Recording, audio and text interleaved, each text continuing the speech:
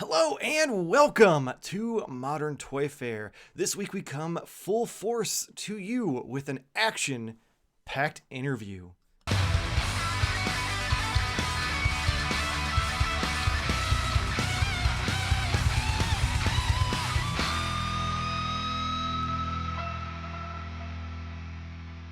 I am your host, Mr. Modern Toy Fair, and I am joined by the man Modern Toy Fair has full custody over, the man Optimus Prime popped in and refuses to stop, the Twilight Knight, the Master of Mech, the three-pump chump of taking the show off the rails, Nate. But that's not What's up? all. We have a very special guest this week. He is the master of the Valaverse, Bobby Vala. How are you doing this week? What's up, guys? I am fantastic. Besides a touch of bronchitis, I'm doing great. I'm excited to be on the show. So thanks for having me. Yeah, we're excited to have you, especially Absolutely. like we mentioned before we started, you're kind of our first guest who's actually in the industry. Not to mention, we've talked before, and you've watched some of our stuff, and you were so kind to send some figures for me to review and make Nate very jealous. Uh, so let's just start, with just some basic stuff. Let's tell us a little bit about yourself and about Valaverse and how it all got started. Let's see. I'll give you the Cliff Notes version. Um, I started out as a toy designer back in 2007, I guess, doing freelance work for Hasbro, and then I really wanted to get a job at Hasbro because at the time I was drawing comics, and then I got into freelance toy design work. But like seeing the toy industry, I was like, this is something like I'd collected all my life, and I'd really wanted to like work there. It was such a cool place when you walked in those doors, and I was like, how do I get a job here? My buddy was like, go back to school, get your toy design degree. They actually have a degree in toy Wow, design, that's a great, incredible. I had and no idea. yeah, there's only two schools that actually offer it. The school I went to was the first school that did it. It's the probably the most popular toy design program, and then a graduate of that program started it on the West Coast at another school. There's one in New York City and one in California.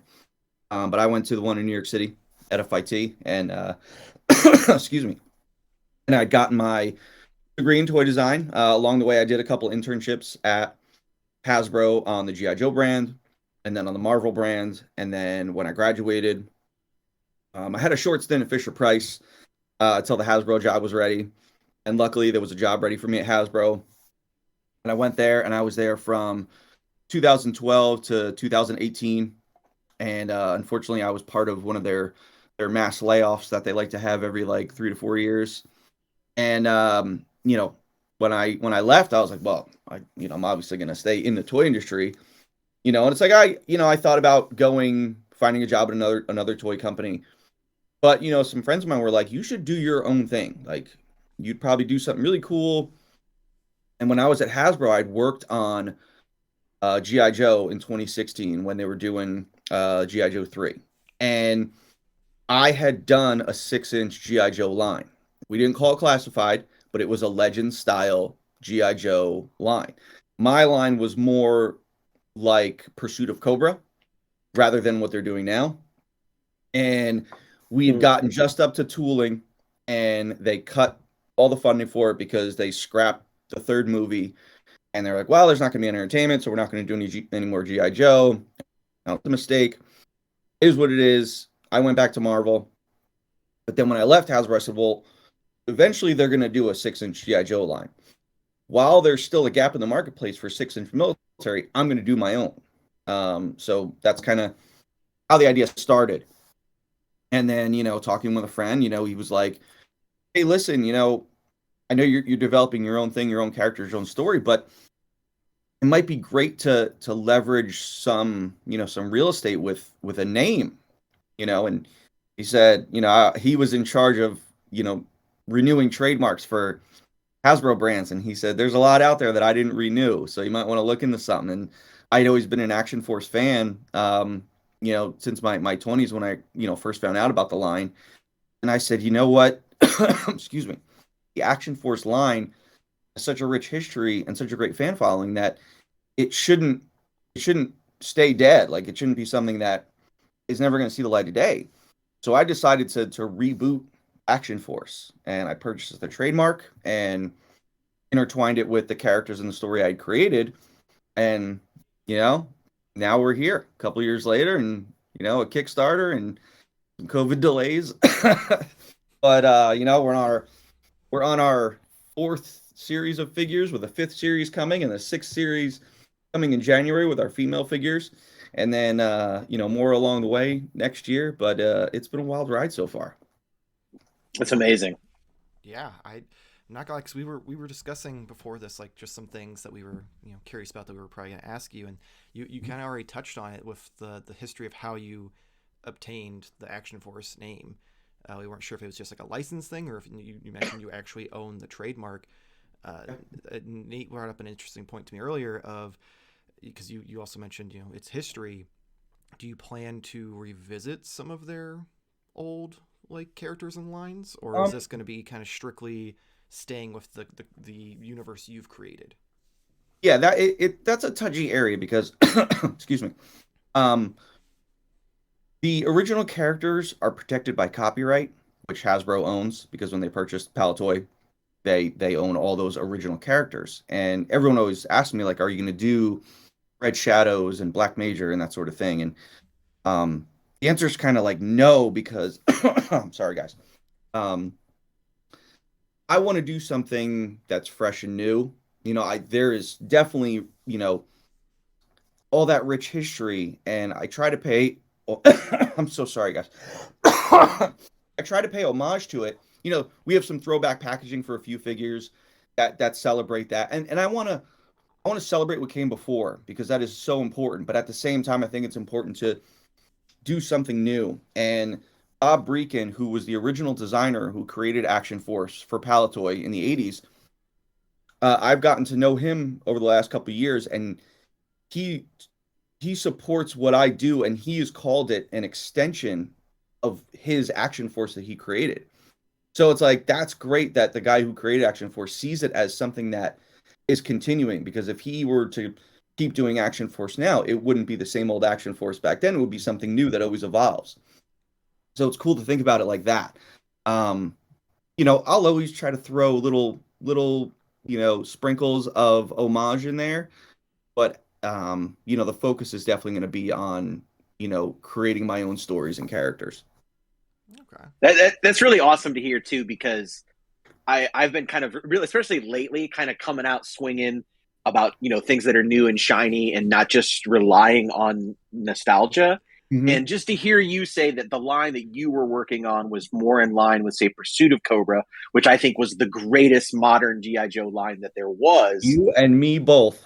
Yeah, I mean, because it was familiar characters, yes, but they look different. They kept. I mean, the different Snake Eyes that came out during that line Yep. retained the idea of Snake Eyes, but it was different. Cobra Commander was Yes. different. I loved it.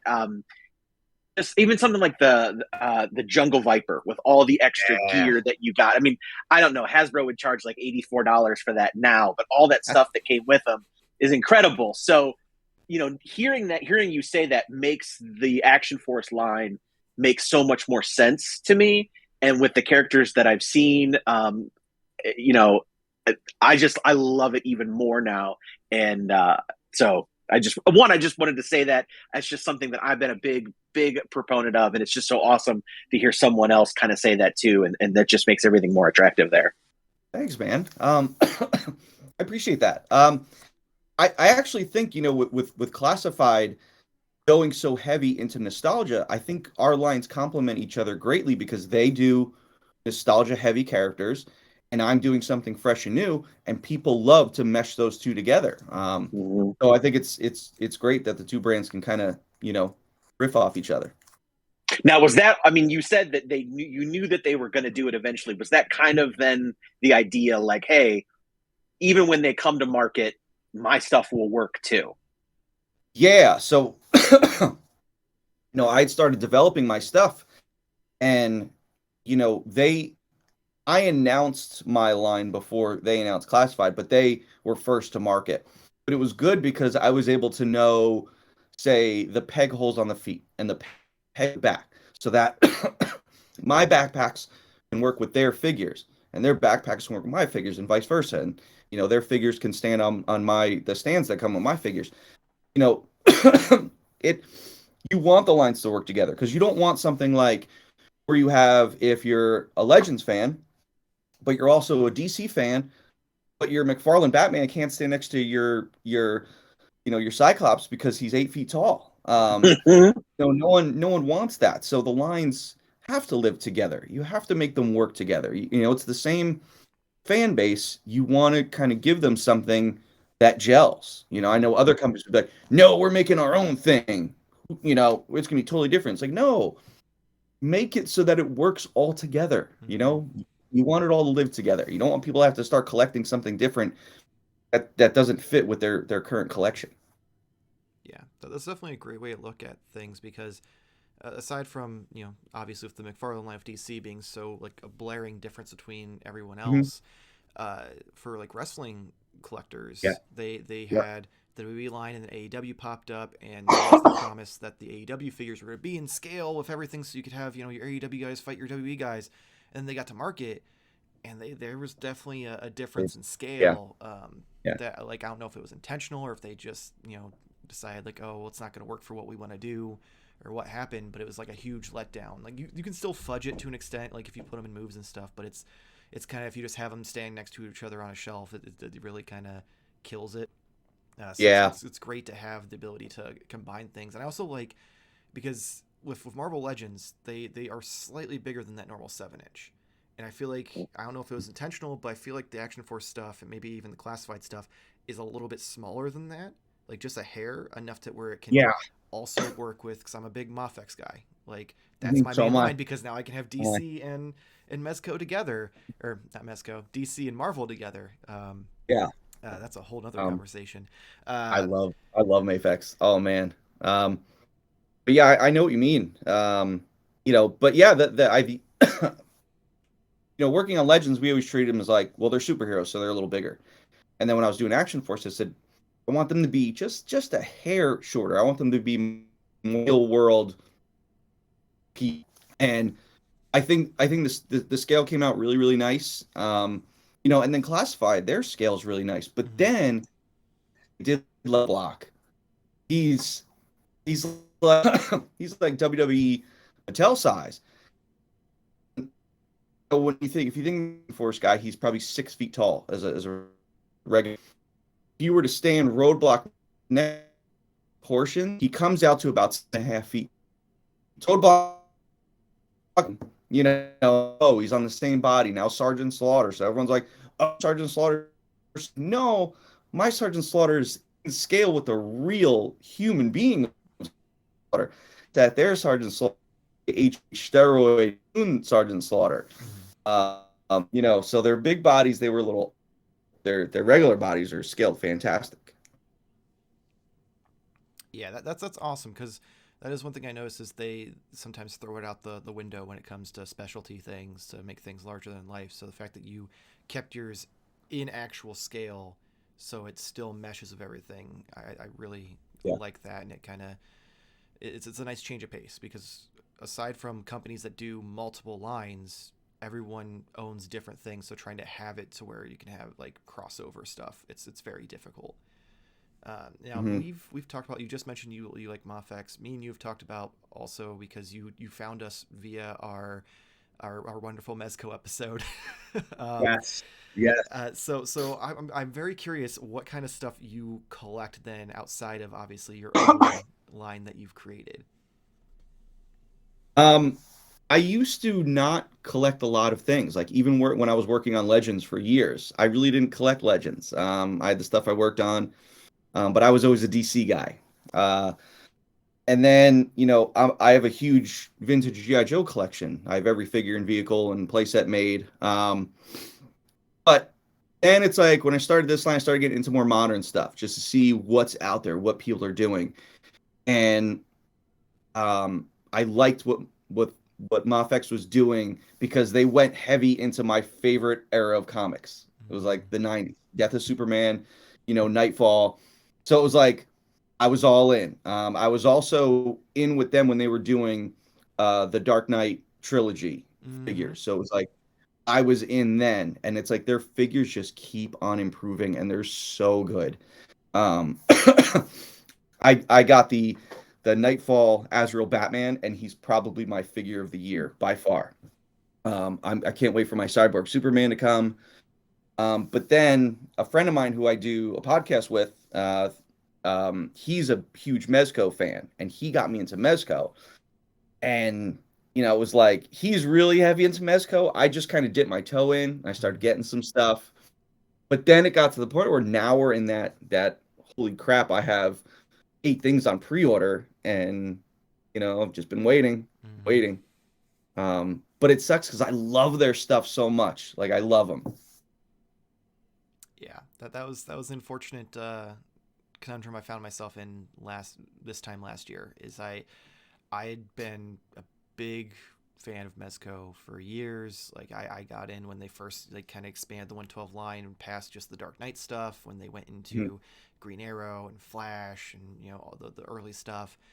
And it just, the writing seems to be on the wall that it's gonna be more of the Gomez stuff going Yeah, forward and less licensed stuff. And I'm like, well, if I can't flesh out my universe of the figures I want, I need to find a line that will, which is why I kind of jumped on to Mafex, because Mafex actually lost me years and years ago when they did the Dark Knight Batman and Joker from the Nolan verse. I okay. bought those because I thought they looked incredible. I had them posed on my shelf for like 6 months or something. One day went to just move them, and Batman's head, like I picked him up by the waist, and his head just went bloop. Oh Like no, the really? peg just disintegrated Oh in the geez. neck, and I was just like, how does that even happen? Like I haven't moved him. So Mm, I was just like, all right, well, that was an expensive figure. I ain't doing that again. And yeah. and then it wasn't until I want to say either Gambit or Brown Suit Wolverine, where it kind of really turned it around for me. I was like, oh, it's a beautiful figure, so I'll try it anyway. And I was just like, wow, they've come night and day difference from where Yeah. they were. Um, and yeah, it's nice to have it so you can do the DC and Marvel stuff. And Hmm. it's also great because I love the stuff you're doing, because then it gives me a lot of like troops and stuff that I can incorporate into pictures. Like I have, like with the Scarab stuff, I had them like arresting Spider-Man and stuff like that. So it's nice to be able to just grab from all these different places and enjoy collecting for a change, because there's so much hostility in collecting anymore that it's nice to just have like, let me just grab my stuff and go take some pictures for a little bit. Right. Yeah. I think it's cool when people tag me in like figure photography, and the focus is on like another figure from another brand. But then yeah, I see my troopers in the background. I'm like, that's awesome. I'm glad like people can find uses whether outside of just Mm, being an Action Force brand. yeah, that's realistically the kind of spotlight I unfortunately put on it, because I am not, like, unlike Nate, I'm not a big G.I. Joe person. So I found Action Force as just like, oh, this is cool. There's a bunch of troopers. I can do things like this. Versus, I imagine there's probably a lot of people out there who do like reviews of the Action Force stuff, and they're like, know every little thing about the character. I'm just like, oh, dude, this guy's got a knife that comes out of his vest. um, But your reviews were great. You knew what you were talking about. I appreciate that those kind words, no matter how inflated they may be, because I definitely do not know Hey, what I'm talking about. you called them magazines, not clips, and that's all that matters. I have to give that solely to the video game Apex, because one of the characters has a line where she says, "Clips are for civvies. A magazine is what you put in your gun." If it wasn't for that, I probably would have called it a clip.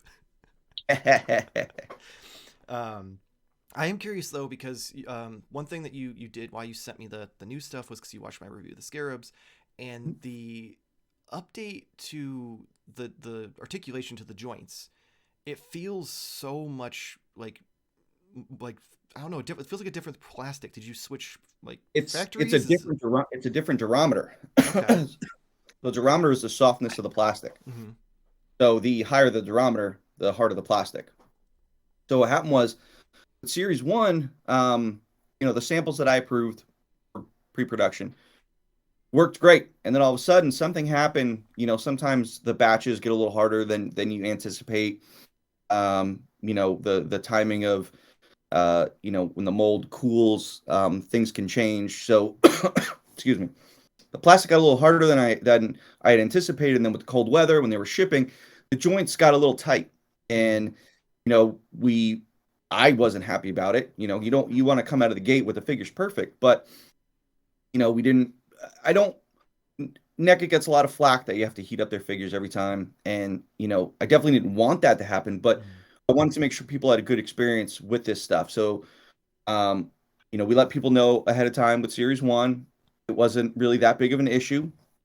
And then Series 2, we improved the plastic. So like we identified it and we caught Series 2, said, all right, we made the plastic on the hip that ties to the ball softer, and then we cored out just a little bit to just give a little more freedom in that hip joint. But then with the scarabs was a totally unrelated issue. The scarabs was a defect in the actual plastic that was injected for the hip joint. So that material is called POM. It's different than the ABS used on the torso or the PVC used on the arms and legs. This material is a harder material, but at the same time also could be more brittle at times because it's harder. So what happened was there was a defect in about 30% of the scarabs where the plastic they were running on that particular day or that week in the factory had a defect. So, I let the factory know, the factory identified it, and the factory ran off replacement hips that were tested. Every hip was tested. They ran off enough hips to cover the entire run of figures.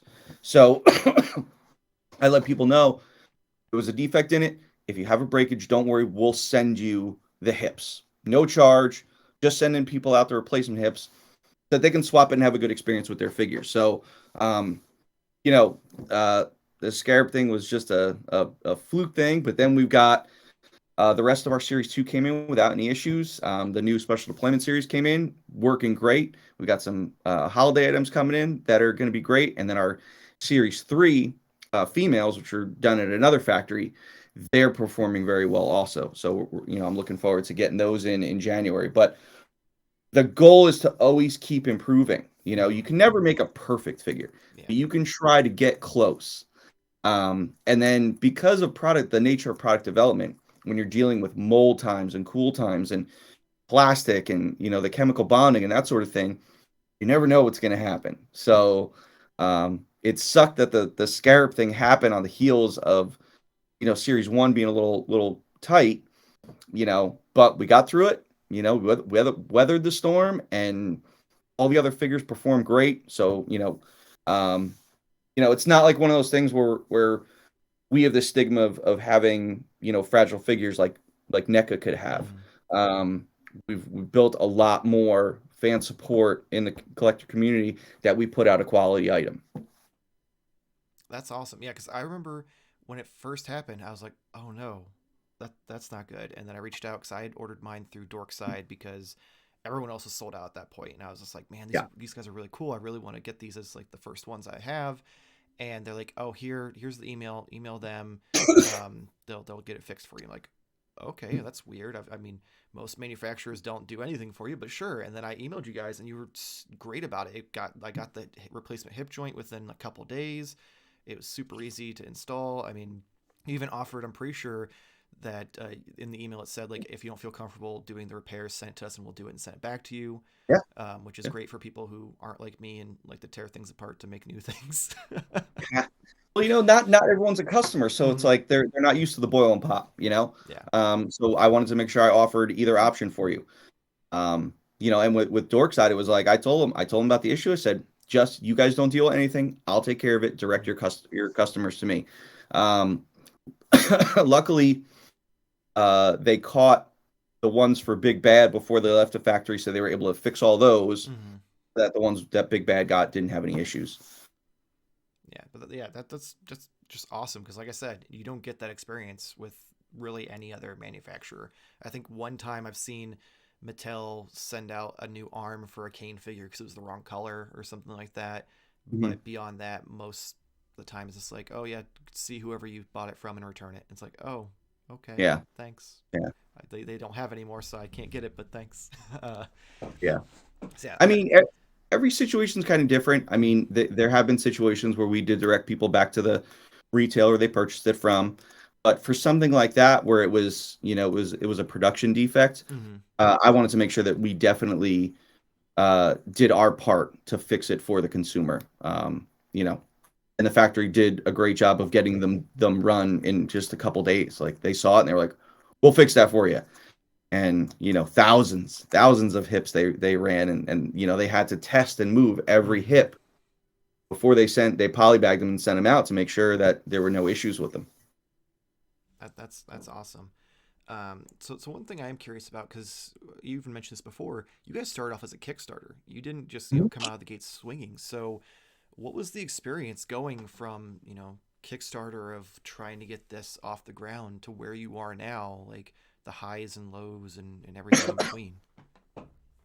Um, yeah, Kickstarter. I mean, when you start a first time kind of toy company, Kickstarter is kind of the way to go. Hmm. Other companies have done it in the past. And it was kind of a trend in 2013 to like 2015. And then a bunch of people kind of came out of the woodworks and said, "Oh, that looks like easy. I can make a toy company and just do a Kickstarter." And then from like 2015 to like 2017, you had a bunch that either didn't fund or didn't deliver or took years to deliver. Hmm. So there was kind of this bad taste with toy Kickstarters. And when you're dealing with product development, you're producing this line, you need hundreds of thousands of dollars for product development. So crowdfunding is a good way to do it starting out. Now I put in tens of thousands of dollars of my own money Hmm. into it ahead of time that people aren't aware of, just designing and creating and creating sculpts and painting those up and having logos done and all sorts of work that happens behind the scenes before you even start that Kickstarter. So you got to do the Kickstarter because you need to build that capital. And the first Kickstarter didn't fund, but it was okay because I learned a lot from that first Kickstarter. I think I came out pretty heavy out of the gate. Too many figures, too high of a fun goal. I said, let me streamline it and let me start off a little smaller. And I got with some influencers. I sent them some prototypes and I built a bigger audience so that the second one funded no problem. But then, had it all funded. I had all my prototypes. I passed them off to China. I kicked everything off. Like, let's start product development on January 1st of 2019. and then COVID hits. And it's like, I had it all set up to make sure that we hit a 12-month timeline. COVID shuts everything down for months over there. And, I'm at a smaller factory, so it took longer for them to kind of ramp back up again. Hmm. But I kind of looked at that and I said, you know what? I'm going to take this delay, but I'm going to build on it. Other people would have just sat back and just waited. But I said, I'm going to take this time and I'm just going to keep building the brand. Hmm. I'm going to put out comics. I'm going to put more eyes on it and develop this brand as much as I can while I'm waiting for the figures to get made. And people really appreciated that. And then I was able to get Sergeant Slaughter in the line, during COVID, which was awesome. And then that built a lot of brand awareness. And then I started getting all these retailers wanting to place orders. Like Big Bad started placing all these huge orders, and Dorkside and other overseas company retailers. I'm like, wow, this is great. And it like blew up through all of 2019 and 2020. I was like, wow, this is amazing that the line was building without having any figures. And then, while Series 1 was slowly starting to kind of get up to speed, I looked at it as like, you know what? Because I lost time here, I was like, maybe I can make up some time for Series 2. And I said, I have extra profit from Series 1. So like Series 1 made money, I paid for production, and the line performed so well and was so successful that I said, I'm just going to take that profit and throw it back into the company. And I said, let's tool up Series 2 with Series 1 and let's start development on Series 2 on the back end. This way, we can get it out on the heels of each other. So by the time Series 1 came out in like finally shipped and we sent everything out in November of 2021, right? Yeah, November 2021. We had Series 2 come out in February of 2022, just a few months later. So people are like, holy crap, this is like right off the bat. So I wanted to like build on that goodwill, like, hey, sorry it took so long for Series 1, but now we're turning out product. Then it was like February, we had half of Series 2. At the end of May, we had the other half of Series 2. And then we had more throughout the year. We had a couple exclusives, and then, we have the special deployment series. So it was like, I made sure that I kept taking the profits and rolling them back into the company because I never wanted to do another Kickstarter. I never wanted to rely on crowdfunding or anything like that. You can do it once. If you do it once and it's successful, you should never have to do it again. So, yes, I'll do pre-orders for series, but when I do those pre-orders, the line's already in production. I already gave the factory my final quantities. I already know how many I'm producing, and I've already paid for that. By the time you got people pre-order, they pre-order just to lock in their order, and then within 3 or 4 months, you get your stuff. So that's how I wanted it to be every time.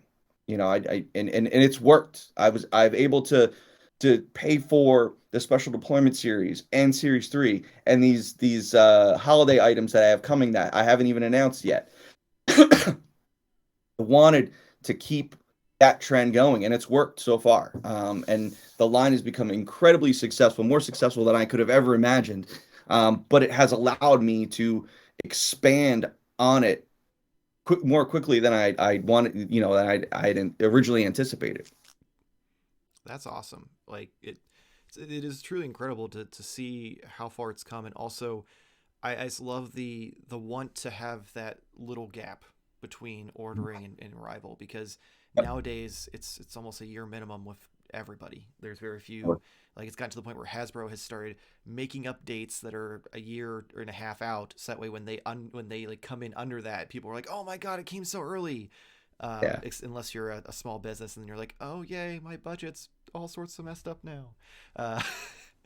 But so yeah, that's definitely something that people appreciate, because it always sucks to see this stuff and then have to wait 6 months to get your pre-orders, and then have to wait a year to get it actually in hand. And we've talked about that a lot on this show. It's just like the wait sometimes kills the hype. Like that's killed some lines for us in ourselves. Like I mentioned Mezco. We've talked about Super 7 on here, how me, him, and also Jarmar, who unfortunately isn't here, have all kind of cooled off on Super 7 because of the waits on that. So it's refreshing to have that eagerness matched by the people making the figures, not just by that. Not saying that these other companies obviously aren't eager to have their figures, but it's just they have to do all the rigmarole of like, oh, we have to show it off early and keep feeding the machine. So you keep mentioning this Christmas stuff, this holiday stuff, and all I'm imagining is like a Commando Santa, and I'm like, I'm really excited now. I really want to know what this is. But there's something else that you announced or teased, I guess. No, you did put an official video out, so you announced it.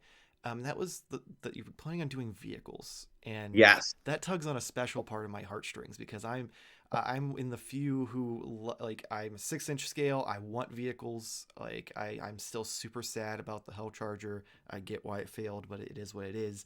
So I'm curious if there's any new information you can give us, and also has the HasLab over the past 6 months to a year affected your way of going about it at all? Because we had the Hiss tank that exploded and did fantastic, and then we had the Hell Charger that the fans wanted to light Hasbro on fire for. So crash and burn. Yeah. Well, you definitely have an effect. I'm kind of glad that I wasn't like first out of the gate with a vehicle. I wanted to kind of step back and kind of watch everything develop before I came out with it. And I knew I always wanted to do vehicles. It's a military line. You can't have military line without vehicles. But for me, it always started out as kind of like a joke. All these podcasts I was on and shows and stuff like that, people would always ask me about vehicles, and people were either doing it to rib me just because I got the question a lot, or they were doing it because they haven't heard other shows before and they were legitimately serious. So I would always not know if people were just messing with me or not. So it got to the point where every time I was on a show or a podcast, I got asked about vehicles, and I would kind of just give like a laugh. Even when I was doing, my panel at Joe Fest, people would ask about vehicles, and it was just this running joke. But then I was like, you know what? I'm going to really start exploring it. So I started to, and I started kind of thinking about what I wanted to do, kind of design I wanted to do, and started doing some foam core models of what this could possibly be, and I wasn't really landing on anything that I felt great about. But then I was watching the terminal list on Amazon with Chris Pratt, and excuse me, he's a military operative, and there's this one scene where he's chasing these bad guys, and these bad guys get into like this SUV convoy, but one of the SUVs was something I'd never seen before. I'm like, what is that thing? It looks really cool. Like it looked like a sci-fi almost Hummer in a way. And I was like, that thing is awesome. Let me look that up. And I looked it up, and there was this company called Resvani that specialized in high-end security vehicles. Basically, if you're a diplomat or a politician or a rich person or whatever, and you want your own security vehicle, they make these awesome SUVs that have bulletproof glass, bulletproof, panels and this and that, gas mask inside. The vehicles are amazing. And I was like, this is really cool. And I said, this would be perfect for Action Force. So I said, why don't I look into contacting them? And, they're a US based company. And I reached out to them and I said, here's what I'm doing. Here's my line. I saw, your vehicle in the terminal list. I said, I would love to get a licensing partnership with you guys to use your designs for my figure line. And they loved it. The owner loved it. They're like, this is awesome. This is so cool. We got a deal done super quick. And I was like, awesome. I can't wait to announce this because now it's like something real. And when I announced it, people went nuts. It was one of my highest viewed things on YouTube, highest things on all my social media, because people were like, wow, not only is he doing vehicles, but he partnered with a company that has these amazing designs that I can use and add in my own kind of design flair to make them part of Action Force. And got started with, the designs, what we're going to add on it, because it's not just going to be their vehicle. We're going to add a lot of cool, maybe some turrets, maybe some other additions to it, just to make it this cool battle vehicle. And, I came up with the name the Vanguard. So it's the Action Force Vanguard, which is going to be our first vehicle. And right now we're in the 3D stage of it. So we're developing, the 3D for it. And then, once we finalize all the portions of that, we'll output a model. And then once I have that model, the factory will be able to actually do costing on it and tell me okay, this is what the cost is. Then I'll be able to know what the retail price is, because the retail price is probably the biggest piece of the puzzle. I saw, the HISS tank, and while I still thought that was overpriced, because the G.I. Joe fans are so starved for things, and because it's so nostalgia heavy, that's why that was the perfect storm for them. And that's why it funded so quick. The Hell Charger, totally different beast. But then I see the Thunder tank, and that thing was $500, and it's that's way too overpriced. And I'm like, I don't believe that 6-inch vehicles should be that expensive. I remember when I bought the Black Series Snow Speeder. Granted, that's a thin vehicle, not much to it, but that with a figure was $115. So I was like, I think vehicles can be done for under $300. I would love for it to be under $200. But when I get to that point, I know costing, I'll be able to tell well, should we put lights in it? Is that something people actually care about? The HISS tank had lights. I think it was just a novelty thing. I don't know if that's something people really care about. I'd almost rather put more gear into it rather than lights. But you can mod and add lights to it if you really want. Yeah, if you want lights, you can figure it out. So I think it's more important to make just a great vehicle. So that's kind of where my priorities are at. And like I said, once we get that initial costing, it'll allow me to figure out what direction to take it in. I would love to be able to do this thing for a price that will make the community go, holy crap, how can you do it for that much? And show these big companies that you don't have to do it for that much. But we'll see. We'll see. A lot has to happen to get to that point, but we're full steam ahead on it. That's awesome. Because when you guys announced that, I was like, oh man, super excited. And then like the HasLabs started to happen. I'm like, oh man, this is awesome. And then the Hell Charger happened. I'm like, oh, I'm sad that's not coming. But then I remembered like you guys still have your stuff, and I'm like, all right. Yep. So at least theirs isn't going to be like crowdfunded. So like that's if they do it, it's a for sure thing. And I'm super excited to see what you do with it. Because I remember seeing the vehicle it's based on, and I'm like, okay. And if you're gonna add some flair like stuff, I'm like, this could be really really cool. So you've definitely got me excited for it. And like Awesome. we just said, you don't need lights. You don't need all the gimmicky stuff. I'd rather have a bunch of cool stuff added to the design of it to make it more like of a spectacle than have lights. Like I think I've even turned on the lights on my Sentinel more than once since I like bought them from Nate 6 months ago. So it's not needed.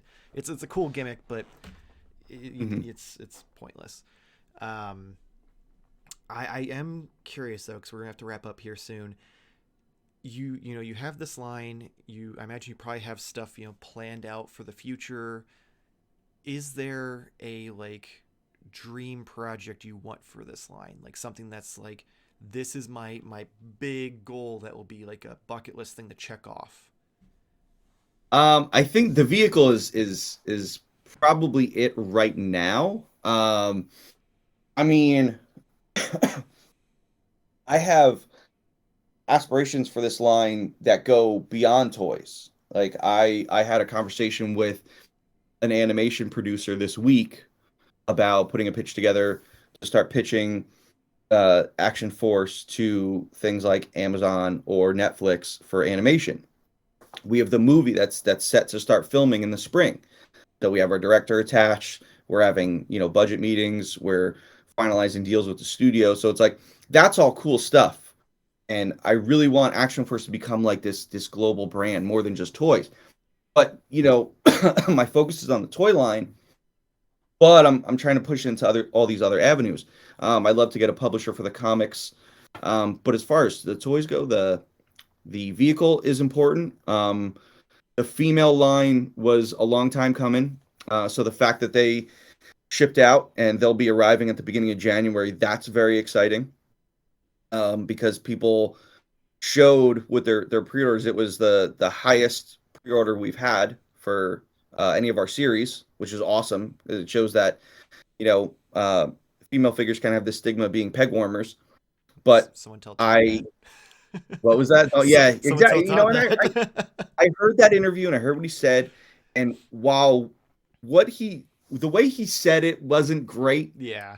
But at the same time, from a business standpoint, like me as a business, I wasn't going to say he was right or wrong. He made points, and he made some valid points. He should have went about it a different way. But being on Marvel, a lot of the female figures that I worked on were peg warmers. But I looked at it from a different standpoint. I said, you know what? It's a peg warmer because it's not a great character. If you create a great, compelling character, there are male figures that are peg warmers because they're not. Absolutely. It just so happens that the majority of the female characters aren't the greatest. Every now and then you'll have like, a black cat that sells really well, or a rogue that sells really well. But the majority don't really do well. But I said, you know what? I'm going to gamble. No one else has done in 6-inch a full series, a full wave of only females. And I said, this is how I'm going to do it. And we're going to test the water. And I did it, and it struck gold. And I said, all right, I guess, I made some good characters. So that's what it's all about, Mm-hmm. you know. Now, granted, there were characters that sold way better than some other characters in that series, but they all sold very, very well. You know, so that's what it comes down to is making sure you have great, unique characters. Mm-hmm. So moving forward with the females, that's what I'm gonna try to do. But I'm very excited for to get those in the warehouse and out to people because I know how much people are really looking forward to them. Yeah, I'm super excited for that wave too, because I remember seeing that. I'm like, wow, like we can barely get female characters in other lines, and he's just like, here you go. Yeah. And I was curious how well it did, because like while we made fun of it, like Todd did have a valid point about like peg warmers, Mhm. and but you also point out kind of the same thing we talked about. That's also about the character. Like if Sure. it's not a popular character and it's a deep cut, yeah, it's gonna be a peg warmer if it's a guy or a girl. Like that's gonna be Yep. irrelevant. Um, so Yep. it's kind of great to see that it's not necessarily just because people don't want toys that are girls. It's more so like, okay, well, I don't know who that character is, so I don't want it, kind of thing. Yeah. Um, Yeah. I love that you're building this also into this huge universe of stories and stuff, because I feel like that's like we see a lot of new and shiny stuff that tries to come out, and it usually will either kind of fizzle out or it'll just kind of steady along. But it usually seems because they don't have anything to push the characters and get you invested. It's usually like, look at this thing. Like I think the thing that helps like the Plunderlings, aside from them just being adorable, is they put those little videos out and they give you a lore to them to try to Yeah. like get you invested in like, okay, they're cute and they have this fun stuff going on. Hmm. So like the fact that you give all these characters like backstories, and that's one thing I absolutely love about the boxes too, is like this, like having like the full Yeah. bio and Yeah. everything on the back. Like I remember having that as a kid on action figures and just thought it was the coolest thing. So when you had that plus like the other figures in the line, which that Yep. reminds me, I wanted to, that's one thing I did want to ask. So during the reviews, I keep looking at the little action points thing. Have Hmm. you announced yet what you're doing with that? Because I haven't Not yet, figure okay, because I haven't but been able to figure it out yet. I'm like, I really should cut these out, because I'm like, this is probably going to be important at some point. I did. I had an epic brainstorm session the other night and came up with an idea for the action points. Okay. And a lot of people have been asking me about it. And, it's something that it was always in the back of my head, and I knew I had to come up with something for it. But I wanted it to be something really cool. And I think I got a really good idea. So it's gonna be something that I'm gonna try to do for the summer. Okay. Definitely fairly quickly. But yeah, it'll happen soon. Awesome. I Yeah. can't wait, because I noticed that when I did the review, because I for whatever reason I didn't notice when I did the Scarab, but I noticed it when I started with Desert Rat. I'm like, oh, like that's how 90s and like 80s is Yeah. this? Like I'm like, there's got to be something to it. So I tried to look it up. I'm like, I don't see anything, so I'll just ask him when we talk to him. Yep. Yeah, Um, people always ask me like, I have hundreds of points just sitting, in a bag. What are you gonna do with it? I was like, just hold on to that's awesome. I'll have to remember that, because I'm them. so used to breaking down boxes, and if it's not something that I ever plan to like, you know, re-put in the box or whatever, I'll get rid of it. And I'm like, I need to remember to cut those out before I do that, because the last thing I want to do is lose all those points. Yep. Um, Yeah. all right. Well, so we do unfortunately have to wrap it up. It's been a blast. As always, Absolutely. if you enjoyed this video, please make sure like and subscribe. You can check us out Instagram, Twitter, and TikTok at Modern Toy Fair. Check out, we got Mondays with the reviews, Tuesday with Let's Pose, Wednesdays the replay of our live stream, and Friday is the podcast, which you're watching right now. And sometimes we have amazing guests like Bobby Vala. I guess you can check Nate out on. I think that's your Instagram that we use, right? The Yeah. 1985 Instagram. Okay.